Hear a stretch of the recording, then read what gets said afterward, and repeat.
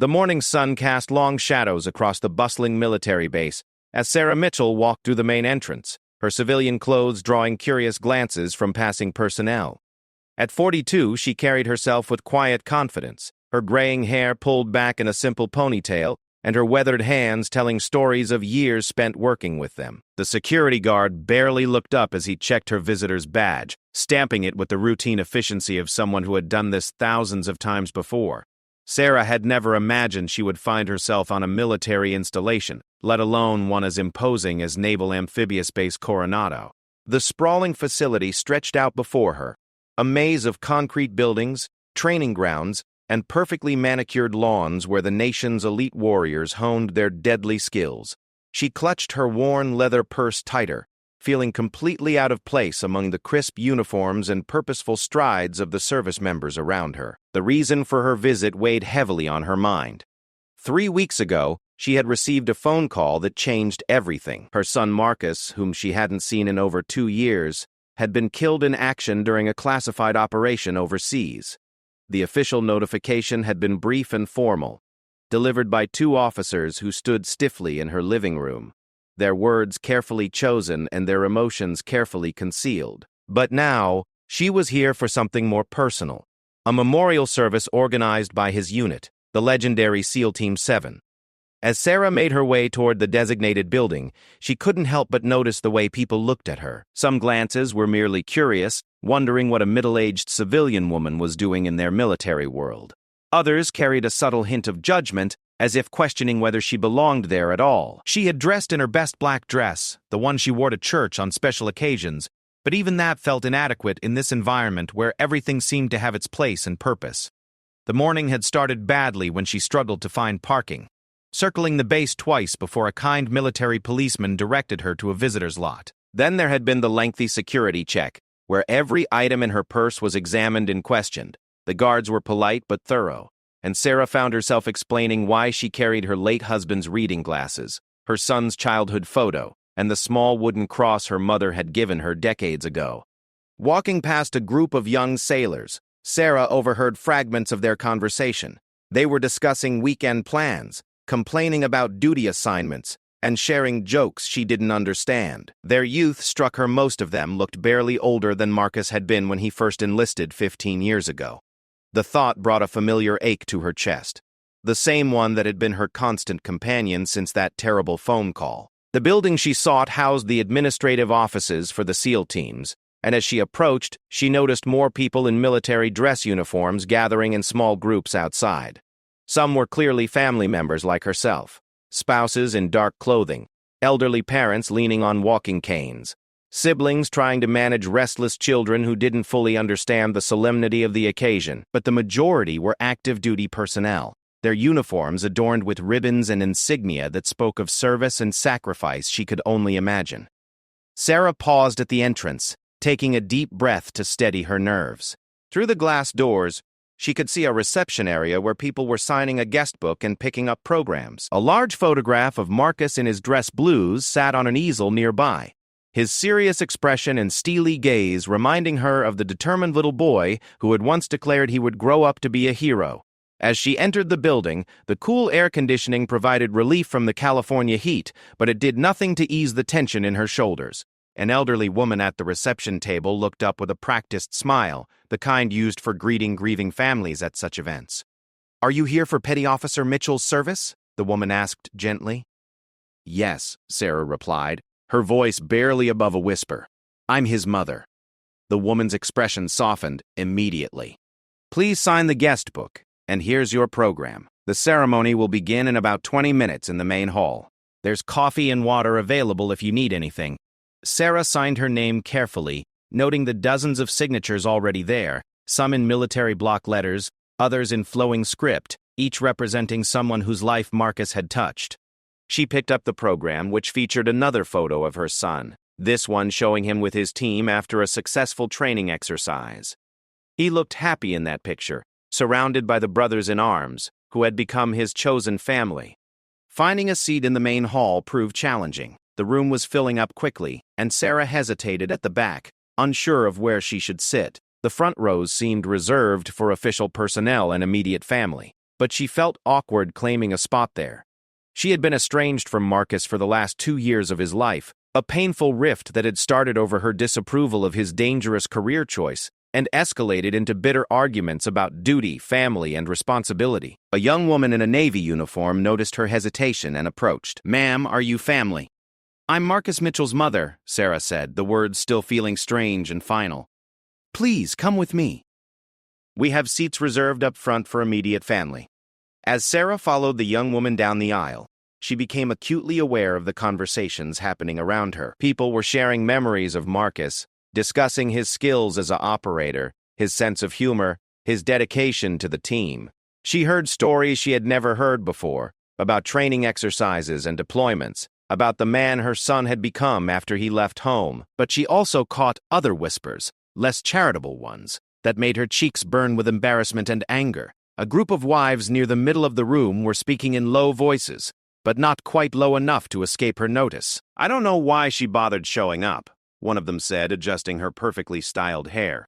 Everyone knows they hadn't spoken in years. Marcus never mentioned her at unit functions. "Some people just want attention," another replied, her tone dripping with disdain. "She probably didn't even know what he did for a living. Look at her, she doesn't even know how to dress for a military function. That old dress and those shoes, you'd think she'd make more of an effort for her own son's memorial." Sarah's steps faltered slightly, but she forced herself to keep walking. The young woman escorting her either didn't hear the comments or chose to ignore them, maintaining her professional demeanor as she guided Sarah to the third row. "Here you are, ma'am. If you need anything during the service, just let me know." As Sarah settled into her seat, she could feel eyes on her from all directions. She opened the program with trembling hands, trying to focus on the order of service while fighting back the tears that threatened to spill over. The first page contained a brief biography of Marcus's military career, his enlistment date, his training completion, his deployments, his awards and commendations. It read like the life of a stranger, filled with acronyms and military terminology that meant nothing to her. The second page featured testimonials from his teammates, brief quotes about his character and service. "Marcus was the guy you wanted watching your back," read one. "He never left a man behind," said another. "A true warrior and a loyal friend," proclaimed a third. Each tribute hammered home how little she had known about the man her little boy had become. More people continued to filter into the hall, and Sarah noticed the clear divisions forming. Active military personnel clustered together, their body language relaxed and familiar, as they shared quiet stories and offered mutual support.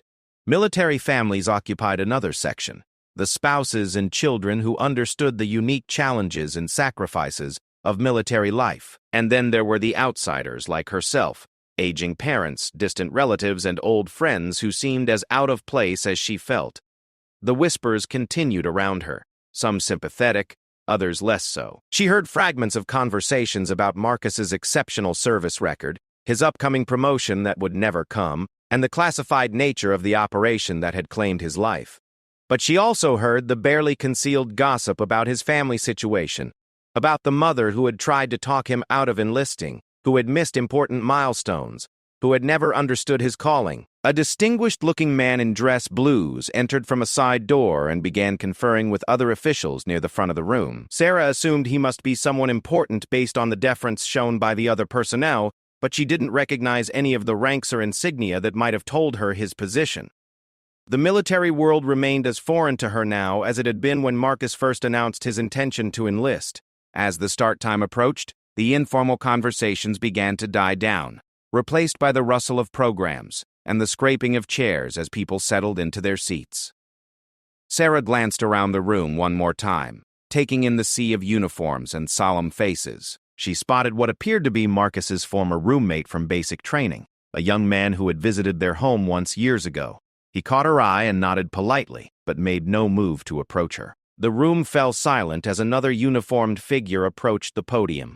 Sarah recognized this moment as the official beginning of the ceremony, the point at which her son's life and service would be formally commemorated by the organization that had claimed him. She folded her hands in her lap and tried to prepare herself for what was to come, knowing that the next hour would likely be filled with military protocol, unfamiliar traditions, and painful reminders of how much distance had grown between her and Marcus in his final years. The ceremony was about to begin, and Sarah Mitchell sat surrounded by hundreds of people who had known her son better than she had, feeling more alone than she had ever felt in her life. The morning sun streaming through the hall's windows seemed to spotlight her isolation, highlighting the gulf between the military family that had embraced Marcus and the biological mother who had failed to understand his choices. As the first speaker approached the microphone, Sarah closed her eyes and tried to summon memories of the boy she had raised, hoping to find some connection to the man he had become and the legacy he had left behind. The chaplain's voice carried across the silent hall as he began the opening prayer, his words formal and practiced, offering comfort in familiar military traditions that Sarah had never experienced before. She bowed her head along with everyone else, but her mind wandered to memories of Marcus as a child, sitting beside her in their small Baptist church back in Ohio, fidgeting in his Sunday clothes and whispering questions during the sermon. When the prayer concluded, the first speaker took the podium, a staff sergeant who had served alongside Marcus during his early years in the teams. He spoke with obvious affection about Marcus's determination during training, his quick wit during long deployments, and his unwavering loyalty to his teammates.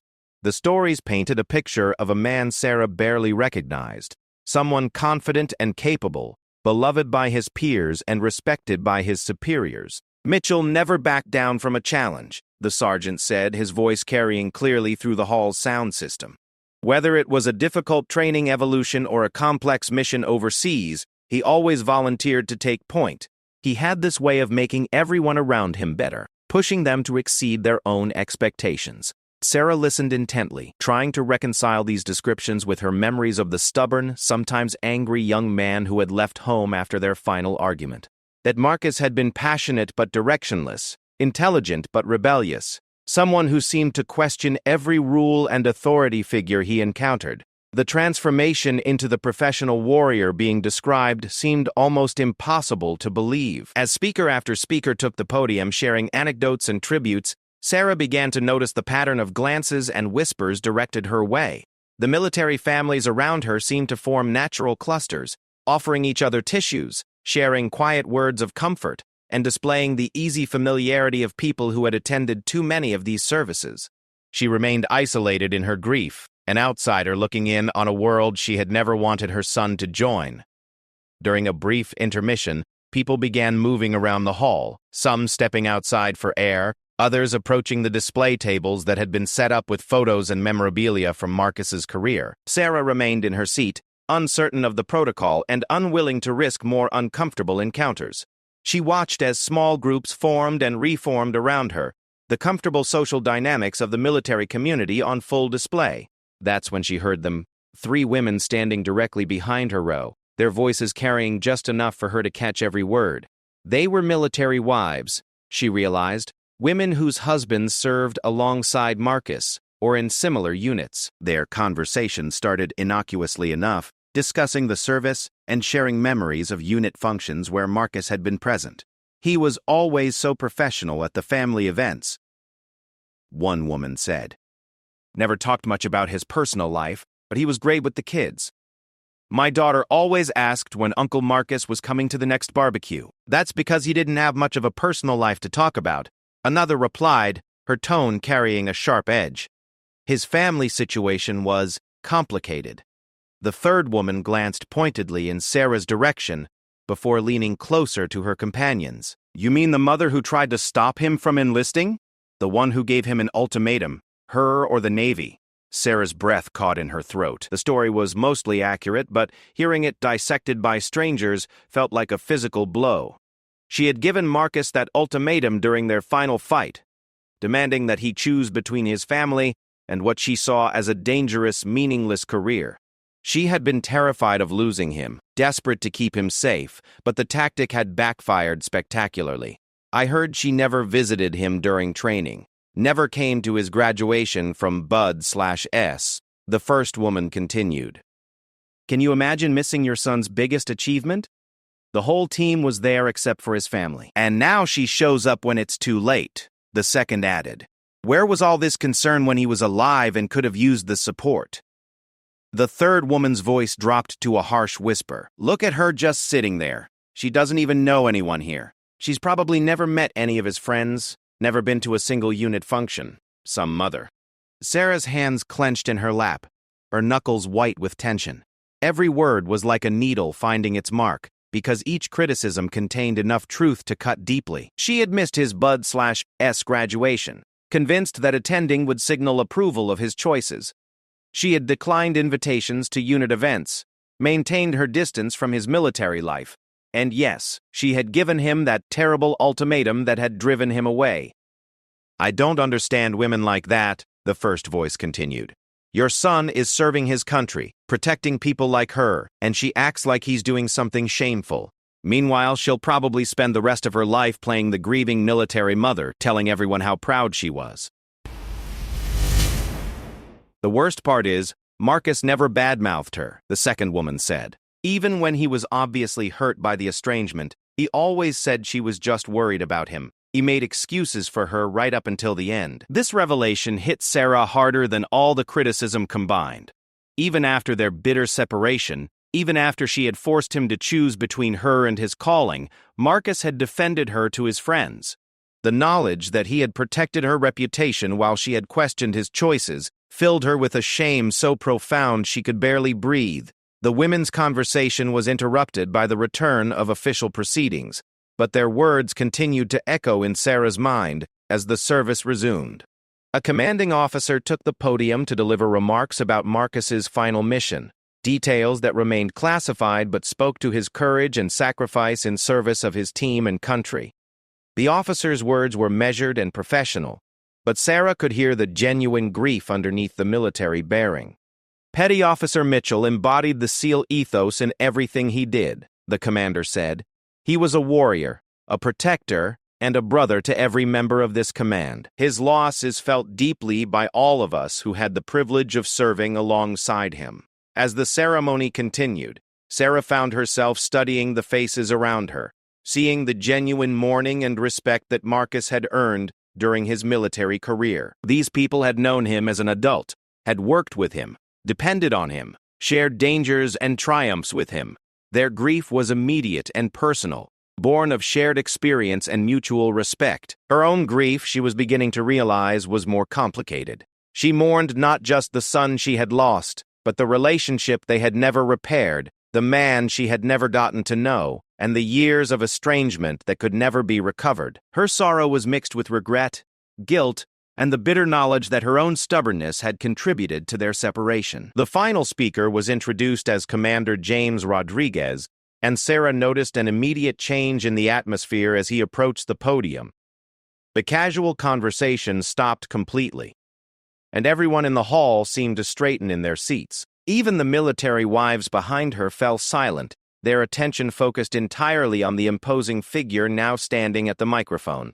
Commander Rodriguez was a man who commanded attention without saying a word. Tall and broad-shouldered, with silver threading through his dark hair and lines around his eyes that spoke of years spent squinting into sun and wind, he carried himself with the quiet confidence of someone accustomed to making life-and-death decisions. His dress blue uniform was immaculate, adorned with ribbons and insignia that told the story of a distinguished career in service to his country. "I had the privilege of serving as Marcus Mitchell's commanding officer for the last 3 years of his life," Commander Rodriguez began, his voice carrying easily through the hall without need for amplification.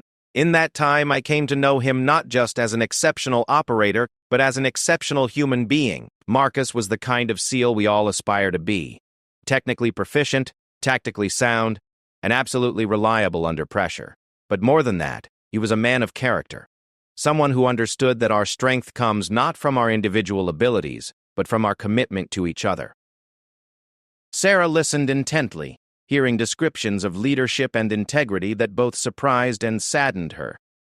The Marcus being described was clearly someone who had grown and matured far beyond the angry young man she remembered. She began to understand that her son had found in the military not just a career, but a calling that had shaped him into someone she might have been proud to know.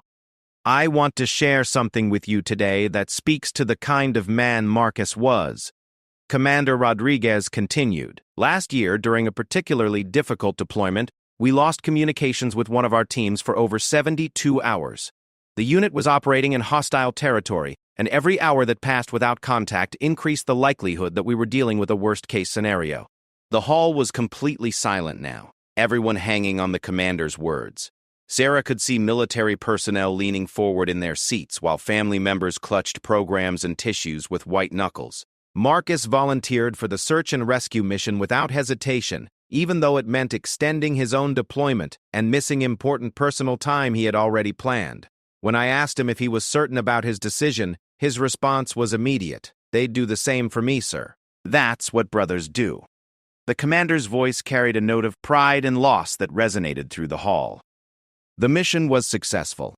We brought our people home safely, largely due to Marcus's skills and determination. But what struck me most was his reaction afterward. He didn't want recognition or praise. He just wanted to know that his brothers were okay and that their families had been notified of their safe return. Sarah found herself crying now, tears streaming down her cheeks as she listened to stories of the man her son had become. Each anecdote revealed qualities she had tried to instill in him as a child. Loyalty, courage, selflessness, but expressed through a lens of service and sacrifice she had never understood or appreciated. The ceremony was nearing its end, and Sarah knew that soon she would have to face the reception, the awkward conversations with people who had known Marcus better than she had, and the long journey back to Ohio where she would resume her life without him. But first, she would have to endure whatever final tributes and formalities remained, each one a reminder of the distance that had grown between her and her son, and the opportunities for reconciliation that had been lost forever. Commander Rodriguez continued his tribute, his words carrying the weight of genuine respect and deep personal loss. Marcus Mitchell was more than just an outstanding operator. He was the kind of man who made everyone around him better. His dedication to his teammates was absolute, his commitment to the mission unwavering, and his character beyond reproach. The commander paused, scanning the assembled crowd with eyes that seemed to take in every face, every uniform, every family member present. When his gaze passed over Sarah, she felt a moment of recognition, though she couldn't place where or when they might have met. "But today, I want to talk about something else," Commander Rodriguez said, his tone shifting slightly. "I want to talk about sacrifice. And I don't just mean the ultimate sacrifice that Marcus made in service to his country. I want to talk about the sacrifices made by all the families represented in this room. The spouses who raise children alone during deployments, the parents who worry every day about sons and daughters in harm's way, and yes, even the family members who struggle to understand or accept the choices their loved ones have made." Sarah's breath caught in her throat. The commander's words seemed directed not just to the room in general, but specifically to her situation. Around her, she could sense a subtle shift in attention, as if people were beginning to connect his comments to her presence. "Military service asks a great deal not just of those who wear the uniform, but of everyone who loves them," the commander continued. "It's easy for those of us in the military community to forget that not everyone understands our world, our customs, our sense of duty and brotherhood. We sometimes forget that fear and love can look like opposition, and that those who question our choices might be motivated by the same fierce protectiveness that drives us to serve." The military wives behind Sarah had fallen completely silent, and she could sense their attention focusing on the commander's unexpected direction. His words were creating a tension in the room, a sense that something important was building toward a climax that no one had anticipated. 3 years ago, when Marcus first came under my command, he was carrying a heavy burden, Commander Rodriguez said, his voice taking on a more personal tone. He was an exceptional operator with an exemplary record, but he was also a young man dealing with family estrangement that weighed on him every single day. He never complained, never let it affect his performance, but those of us who knew him well could see the pain he carried. Sarah's hands trembled as she realized the commander was about to share details of her relationship with Marcus that she had hoped would remain private. She wanted to sink into her chair, to disappear from the hundreds of eyes that were now focused in her direction with varying degrees of curiosity and judgment. "Marcus talked to me about his mother on several occasions," the commander continued, and Sarah felt her cheeks burn with shame and embarrassment. "He told me about a woman who had raised him alone after his father died, who had worked 2 jobs to keep food on the table and a roof over their heads. He told me about someone who had sacrificed her own dreams and opportunities to make sure he had every chance to succeed in life." The revelation that Marcus had shared positive memories of their relationship sent a shock through Sarah's system. She had assumed that his conversations with his superior officers would focus on their estrangement, on her failure to support his military career, on the ultimatum that had driven them apart. He also told me about a mother who was terrified of losing him, Commander Rodriguez said, his voice gentle but carrying clearly through the suddenly quiet hall. Someone who had already buried one man she loved and couldn't bear the thought of losing another. He understood that her opposition to his military service came not from a lack of pride in him, but from a love so fierce that it couldn't tolerate the risk of another devastating loss. Sarah was crying openly now, tears streaming down her face as she listened to her son's commanding officer defend her motivations to a room full of people who had judged her harshly. She had never expected such understanding, especially not from the military community that she had seen as taking her son away from her. Marcus never stopped loving his mother, the commander continued, his words cutting through the silence like a blade. Even during their estrangement, even when he was hurt by her inability to accept his choices, he understood that her actions came from a place of love and fear. He often said that he hoped someday she would be able to see that his service was his way of honoring the values she had taught him: loyalty, courage, selflessness, and protection of others.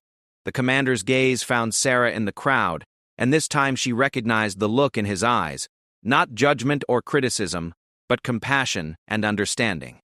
When he continued speaking, his words were clearly directed to her as much as to the broader audience. "Mrs. Mitchell," he said, and the entire hall turned to look at her. "I want you to know that your son spoke of you often and always with love and respect.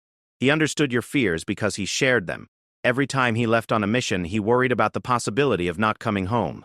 But he also believed deeply in the importance of the work he was doing, and he found strength in knowing that he was serving something larger than himself." Sarah wanted to respond, to thank him for his kindness, but her voice seemed to have deserted her entirely. She could only nod through her tears as the commander continued his tribute to her son and, unexpectedly, to her as well. "The truth is," Commander Rodriguez said, his voice rising slightly as he addressed the entire assembly, "military families come in many forms. Some are born into the culture and understand it intuitively. Others come to it through marriage or friendship, learning our customs and traditions over time. And some, like Mrs. Mitchell, love someone in the military deeply while struggling to understand or accept the path their loved one has chosen." The silence in the hall was complete now, broken only by the soft sounds of people shifting in their seats and the occasional sniffle from someone moved by the commander's words. Sarah could sense that his speech was building towards something significant, but she had no idea what it might be. "All of these different types of military families deserve our respect and support," the commander continued. "The spouse who manages everything at home during long deployments, the parent who attends every graduation and promotion ceremony, and yes, even the mother who opposes her son's military service because she loves him too much to bear the thought of losing him. They all represent different faces of the sacrifice that military service demands." Sarah began to notice changes in the atmosphere around her. The military wives who had been whispering critically about her earlier were now looking uncomfortable, as if the commander's words were forcing them to reconsider their harsh judgments. Other family members were nodding in recognition, perhaps understanding for the first time that not all military families looked the same or expressed their love and support in identical ways. Marcus Mitchell died as he lived, in service to his brothers and his country, Commander Rodriguez said, his voice taking on the formal tone appropriate for the conclusion of such a ceremony. But his sacrifice extends beyond his final mission. It encompasses the years of training, the months of deployment, the daily risks he accepted in pursuit of his calling, and it encompasses the sacrifice made by everyone who loved him, including the mother who worried about him every single day of his adult life. The commander stepped back from the podium for a moment, and Sarah thought his remarks were finished. She was already steeling herself for the awkward reception that would follow. The polite conversations with people who knew Marcus better than she had. The long drive back to Ohio where she would try to process everything she had learned about her son. But Commander Rodriguez wasn't finished. Instead of leaving the podium, he moved to the side and made a gesture toward the back of the hall. Sarah turned to see what had caught his attention, along with everyone else in the room.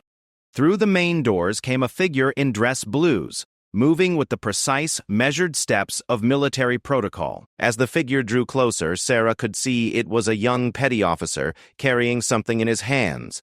a folded American flag, and what appeared to be a wooden presentation box. The entire assembly rose to their feet as one, the sound of hundreds of chairs scraping against the floor filling the hall. Sarah rose as well, uncertain of what was happening, but following the lead of those around her. The young petty officer approached her row, and she realized with a shock that the ceremony was not over. It was about to reach a climax she had never anticipated. Commander Rodriguez returned to the microphone as the petty officer took position at the end of Sarah's row. Ladies and gentlemen, it is my honor to present the flag that covered Petty Officer Marcus Mitchell's casket, along with his Navy Cross, posthumously awarded for extraordinary heroism in combat operations. The young petty officer began the slow, ceremonial walk toward Sarah, and she understood with dawning amazement that she was about to receive the military honors that she had assumed would go to Marcus's unit, or perhaps to a designated military representative. The room remained standing in absolute silence as the presentation unfolded. When the petty officer reached her, he came to attention and began the formal presentation.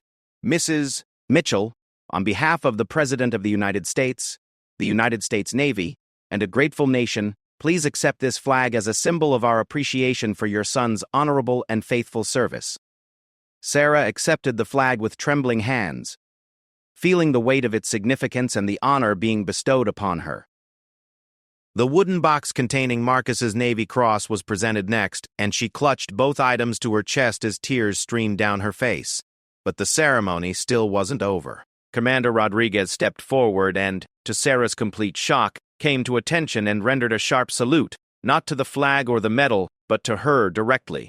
One by one, every person in military uniform in the hall followed suit, creating a sea of salutes directed at the grieving mother who had been so uncertain of her place in this military world. The salute lasted for long moments, a gesture of respect and recognition that encompassed not just Sarah's loss, but her sacrifice as a military mother, regardless of the complicated nature of her relationship with her son. When the salutes were finally lowered, the hall erupted in applause that continued for several minutes. As Sarah stood there holding the flag and medal that represented her son's service and sacrifice, she realized that Commander Rodriguez had given her something far more valuable than military honors. He had given her acceptance, understanding, and a place in the military family that had claimed her son. The mother who had once felt like an outsider, who had been subjected to whispered criticisms and harsh judgments, was now being embraced as a full member of the community that honored Marcus's memory. The ceremony concluded with the playing of taps, and as the haunting notes filled the hall, Sarah understood that her relationship with her son's military service had been forever changed. She would never stop wishing that things had been different between them, that she had found a way to support his choices while still expressing her fears and concerns. But she also understood now that Marcus had never stopped loving her, had never stopped defending her to his military family, and had found ways to honor the values she had taught him through his service to his country. When the final note of taps faded away, Sarah remained standing, surrounded by hundreds of people who now looked at her not as an outsider or a critic, but as a military mother who had made her own sacrifices in service to something larger than herself. The transformation was complete, and the woman who had entered the hall feeling isolated and judged now stood as an honored member of the military family that would forever remember her son's service and sacrifice.